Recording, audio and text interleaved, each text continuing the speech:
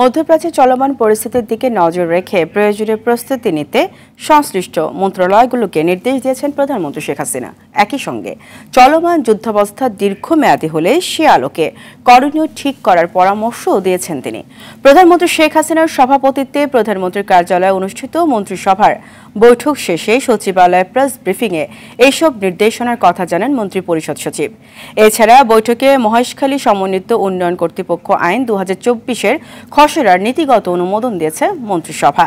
ফলে জাপান সরকারের সহায়তায় মাতাবাড়িতে একটি গভীর সমুদ্র বন্দর করা হবে বলে জানিয়েছেন মন্ত্রিপরিষদ সচিব। মিডল ইস্টে যে এখন বাস্তবতা তৈরি হচ্ছে সেটি দিকে নজর রাখার জন্য সংশ্লিষ্ট সকলকে আমাদের মন্ত্রিসভার সকল সদস্য সংশ্লিষ্ট মন্ত্রণালয়কে বলেছেন তীক্ষ্ণ নজর রাখার জন্য। সম্ভাব্য রিয়াকশন আমাদের কি হতে পারে আমাদের সংশ্লিষ্ট মন্ত্রণালয়কে এখন থেকে প্রস্তুতি নিতে বলেছেন। মহেশখালী সমন্বিত উন্নয়ন কর্তৃপক্ষ আইন 2024-এর খসড়া তার আওতায় আমাদের মাতার বাড়িতে অর্থনৈতিক জোন তৈরি করা যায় আর উদ্যোগ গ্রহণ করা হয়েছে।